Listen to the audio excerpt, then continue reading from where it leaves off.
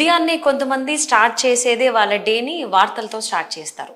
So అప్పట్లో దూరదర్శన్ వార్తలు అనగానే గుర్తొచ్చే పేరు శాంతి స్వరూప్ గారు. కానీ ఇప్పుడు శాంతి స్వరూప్ గారు ఆయన తుది శ్వాసను విడవడం జరిగింది.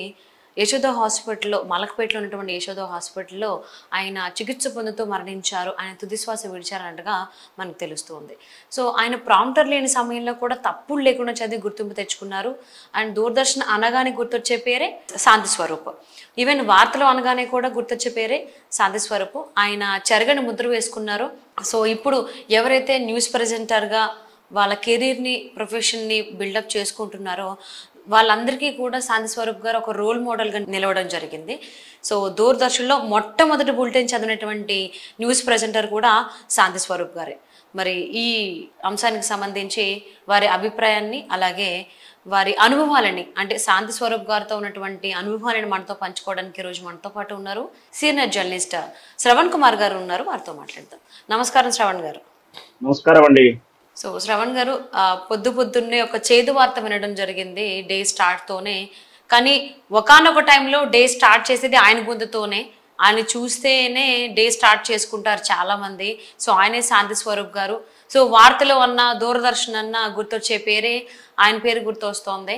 సో ఇప్పటికీ కూడా ఆయన ఈ న్యూస్ ప్రెజెంటర్కి సంబంధించి, వార్తలకు సంబంధించి ఆయనకంటూ ఒక చెరగని గుర్తింపుని, ముద్రని వేసుకోవడం జరిగింది. శాంతి స్వరూప్ గారితో మీకున్నటువంటి అనుభవాలు ఏంటి? ఈరోజు ఉదయమే శాంతి స్వరూప్ గారు శైవైకం చెందారనే వార్త చేరడం చాలా బాధాకరంగా అనిపించింది. అతను మాలాంటి అప్కమింగ్ యాంకర్స్ గా, జర్నలిస్ట్ యాంకర్ గా కానీ, న్యూస్ యాంకర్ గా కానీ ఏ పేరుతో పిలిచిన మాలాంటి అందరికి కూడా గురుస్తుల్యుడైన, గురు సమానులు. మనం ఏ విధంగా చదవాలి వార్తని అంటే డిక్షను అండ్ భావోద్రేకాలు ఈ రెండో కూడా విడివిడిగా మనం ఏ విధంగా మనం నేర్చుకోవాలి అంటే శాంతి స్వరూప్ గారి యొక్క 2 బులెటిన్ చూసిన సార్. అంటే భావోద్రేకాలు ఈ రోజుల్లో మనం ఫిక్షన్ యాడ్ చేయడం చూస్తున్నాం. అలా కాకుండా ఎలాంటిది అంటే తను ఒక మాధ్యమంగా, అంటే ఒక వార్తను నేను కాదు చెప్పేది, ఒక వార్త చెప్తున్నాను, చదువుతున్నాను అంటే ఒక భావాన్ని, సంతోషాన్ని ఏదైనా సరే తను ఒక వక్తగా వ్యక్తీకరిస్తూ తెలుగు డిక్షన్ ని స్పష్టంగా పలుకుతూ వార్తలు ఇచ్చినటువంటి శాంతి స్వరూప్ గారు మన తొలి తెలుగు న్యూస్ రీడర్ గాను, మన తెలుగు తొలి న్యూస్ యాంకర్ గాను భావించవచ్చు. మొట్టమొదటిసారిగా 1983 నవంబర్ 14వ తారీఖు బాలల దినోత్సవం సందర్భంగా దూరదర్శన్లోని తెలుగు కార్యక్రమాలలో ప్రారంభమవుతూ, తెలుగులో న్యూస్ బులెటిన్ ప్రారంభమైనటువంటి ఆ కార్యక్రమంలో మొదటిగా చదివిన వ్యక్తి శాంతి స్వరూప్ గారు. అంటే మన Telugu news bulletin first anchor, news reader Shanti Swaroop గారు. ఆ తొలితరం నుంచి కూడా, తొలి రోజుల్లో కూడా ఆయనకు ఆ మొదటి బులెటిన్ నుంచి మనం నేర్చుకోవచ్చు. అంటే అతను స్వతహాగా తెలుగు విషయంలో కానీ, వ్యాఖ్యాన వక్తగా కానీ తన తొలి బులెటిన్ లోనే తన స్పష్టతను, తన ఐక్యాన్ని నిలబెట్టుకున్నాడు శాంతి స్వరూప్ గారు. మనం పొద్దున్న ఈ తరం అంటే ఈ 2000 తర్వాత కాకుండా పూర్వం అందరూ కూడా ఉన్న వాళ్ళందరికీ చూసుకుంటే వాళ్ళ వార్తలు వినాలన్నా, ఏదైనా విషయం తెలుసుకోవాలన్నా శాంతి స్వరూప్ గారి బులెటిన్ కోసం వెయిట్ చేస్తూ ఉదయం, సాయంత్రం ఆయన వార్తల ద్వారానే విశదీకరించుకుంటూ వార్తలు చూసి విష పరిజ్ఞానం పెంచుకున్నటువంటి ఎంతో తెలుగు ప్రేక్షకులు ఉన్నారు. ఈరోజు ఆయన విధిని శివైకం చెందారని తెలియడం కొంచెం బాధాకరమవుతుంది. గతంలో మనం చూసాం ఎంతో మంది ఇప్పటి తరంగా కానీ అక్కడ యాంకర్స్ వస్తూనే ఉన్నారు. వాళ్ళని కించపరచడం కాదు, కానీ ఎదురుగా ప్రాంప్టర్ అంటాం మనం, ప్రాంప్టర్ ఎదురుగా స్క్రీన్ కనిపిస్తూ ఉంటుంది. అందులో చూసి కూడా చదవడానికి కూడా అచ్చులు, హల్లులు పలకలేకపోవడాలు ఇవన్నీ చూస్తున్నాం. కానీ ఆ రోజుల్లోనే సుమారు 5 లైన్లు 6 లైన్ల వాక్యం, అంటే సుమారు 1 నిమిషం ఒక వార్త మొత్తం కూడా వితౌట్ ప్రాంప్టర్ లేకుండా డిక్షన్ తోటి స్పష్టంగా పలుకుతూ, భావోద్రేకాలు లేకుండా, ఎలాంటి భావద్వేషాలు లేకుండా స్పష్టంగా ఉచ్చరిస్తూ, ఈ తరం వారికి కాదు భవిష్యత్తులో ఇంకా 100 తరాలు వచ్చినా కూడా అతను మాత్రమే ఇనుక్కు, అతను మాత్రమే ఆరాధ్యు, అతను మాత్రమే గురుతుల్యుడు అవుతాడండి. అవును. సో ఆయన 2011లో దూరదర్శన్ నుంచి పదవి విరమణ పొందడం జరిగింది కదా. సో అప్పటి వరకు కూడా ఆయన సేవలు అందిస్తూనే ఉన్నారు. ఆయన చూసిన తర్వాత చాలా మంది కూడా యాజ్ ఎ న్యూస్ యాంకర్గా, న్యూస్ ప్రెజెంటర్గా మన కెరీర్ని, మన భవిష్యత్తుని కూడా ప్లాన్ చేసుకోవచ్చు అనేటువంటిది చేసుకున్నారు అనే దానికంటే ఇన్స్పిరేషన్ పొందారు అనే దాని గురించి మీరు ఏమంటారు? డెస్క్ అంటారు వ్యవహారిక భాషలో మీడియాలో.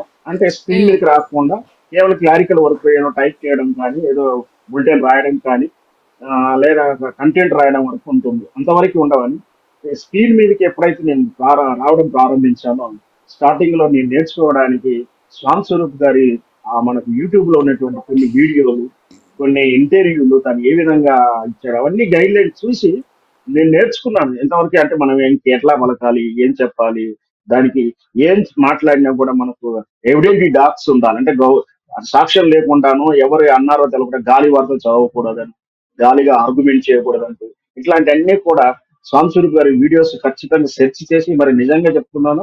దగ్గర దగ్గర నేను 8 నుంచి 9 12 వీడియోస్ అవైలబిలిటీ ఉన్నాయి నా స్వామి స్వరూప్ గారి. అన్ని ప్రైవేట్ వీడియోలు కానీ, దూరదర్శన్ బిట్స్ కానీ, కొన్ని దూరదర్శన్ అఫీషియల్ గా కొన్నిటి మాత్రమే ఆన్లైన్ లో పెట్టింది. వాటిని బులెటిన్స్ అన్ని కూడా నేను చూశాను. స్పష్టంగా మనం ఆయన ఏ విధంగా పలకాలని చెప్పడం కానీ, మొదటిసారిగా దూరదర్శన్ వార్త చదివినప్పుడు కానీ, మీరు అత్యంతంగా ఇబ్బంది పడినటువంటి వార్త అంటే కూడా ఇందిరాగాంధీ మరణాన్ని ఆయన చదివిన సందర్భాన్ని కూడా ఉదాహరిస్తూ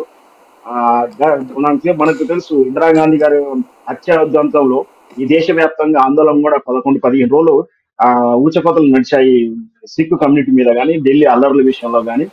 దాన్ని ఎంత ప్రజెంట్ చేసిన విధానం, చేసిన పద్ధతులు ఇవన్నీ కూడా ఆయన ఇంటర్వ్యూలో చెప్పాడు. అంటే వార్త ఎంత బాధాకరంగా ఉన్నా కూడా దాన్ని భావోద్రేకాలు లోటు కాకుండా స్పష్టంగా ఎలా పలకాలి, బయాస్ లేకుండా, స్పష్టం వ్యాకరణ దోషాలు లేకుండా ఎలా చదవాలి, ఇవన్నీ కూడా ఆయన ఇంటర్వ్యూలో చూసి నేర్చుకున్న విషయమే. కాబట్టి ఆయన ఒక రకంగా చెప్పాలంటే గురుతుల్యుడని కూడా చెప్పవచ్చు. అవును. సో శ్రవణ్ గారు, ఇంకొకటి ఏంటంటే మీరు చెప్తుంటే మాకు గుర్తొచ్చింది, ఒకానొక టైంలో ఇప్పుడంటే టెక్నాలజీ ఉంది కాబట్టి విజువల్స్ అనేటువంటివి చాలా తొందరగా వచ్చేస్తున్నాయి.